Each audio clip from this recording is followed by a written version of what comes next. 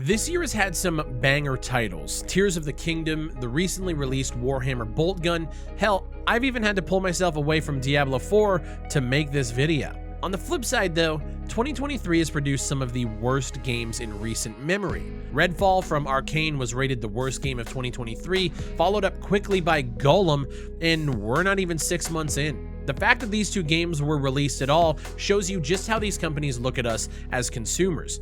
They push games out the door too quickly, and it's been aggravating to see millions of dollars in overspending being thrown into projects where, as Bloomberg reports, the developers sometimes don't even want to work on the titles at all. In the case of Redfall, the developers at Arcane were hoping the project would be canceled in the midst of the Microsoft acquisition of ZeniMax. Or how about the fact that Blizzard, even though they just released a banger with Diablo 4, recently announced the cancellation of Overwatch 2's PvE mode, you know, the only selling point for Overwatch 2.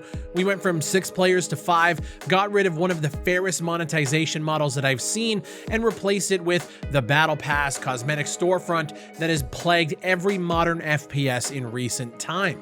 I'm of the opinion that Blizzard did this on purpose to move players off of that old monetization model and onto the new one, and with it, cutting out maps and content and justifying it by saying that PvE is coming, which was inevitably a lie. That's how fucked up this industry is right now.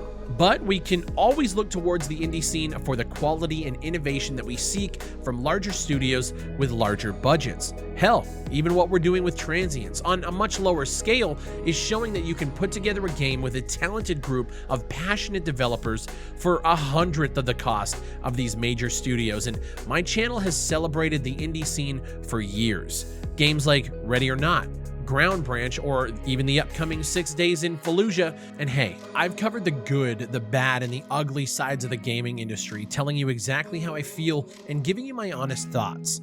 Over the years, I've made a lot of people angry with my videos, while at the same time amassing an audience that I can't even fathom. And now going through my own journeys with game dev has really solidified my opinion on the fact that asset flip developers are some of the worst people in indie gaming. I just played a game on Steam called Morte Excentra, and I had this whole plan to do an early access video like I used to.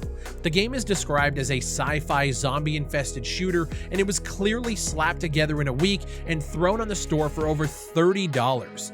Glitchy parkour, hand-to-hand combat that happens at random, like you randomly just kick the air while you're shooting, reloads that just add ammo to your pool, allowing you to shoot forever, a camera controller that breaks when you're in water, and a quest system that doesn't even function.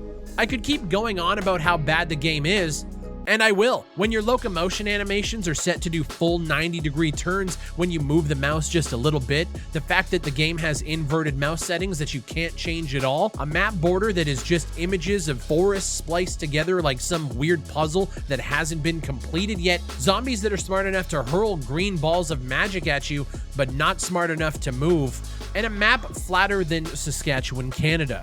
That's where I'm from, so I can say these things. This game doesn't even deserve a spot in a storefront, and it was made by a dev that just does not give a fuck. And it's tough to give my honest opinions on these games because it paints a target on not only my back, but my development team's back. For every game that I rip apart, no matter how bad it actually is, it puts more eyes on my project, but not in the way that we like, obviously. It's this growing pain that I didn't think about when we jumped in. How do I balance the PR side of not wanting everyone to pray for our downfall, but still hold true to my audience and what we all came together for? And that's holding developers and publishers accountable for the products that they sell online, no matter how big or small the team is. When I see Golem come out in the state that it was in, and only a day later, the developers are out on Twitter posting the typical white word on black backgrounds, apologizing and saying that the game didn't live up to their expectations, then why was it sold to us? There is absolutely no way you didn't know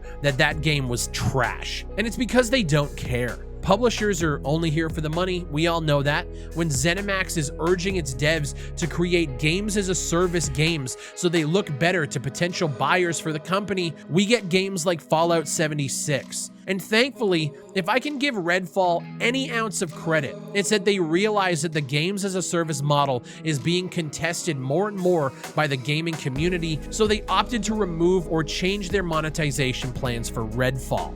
Good. This channel was started because I was tired of getting bad games from developers, whether that's indie, AA, or higher. I've always been focused on the product and how they're selling it. Is it fun? And if it is, what's the catch? The truth is, I am tired of this industry. For the past few months, I've been thinking about my place within this wheel, focused on making our own game to show everyone that we can destroy these asset flip developers on Steam with just a little bit of passion, that we can take on the indie space with a smaller budget and a lot of grit. What I'm realizing now is that this shit is never going away. We are the old guard, a different breed of gamer who has seen what it's like to have games built by passionate people, not beholden to shareholders in greedy suits.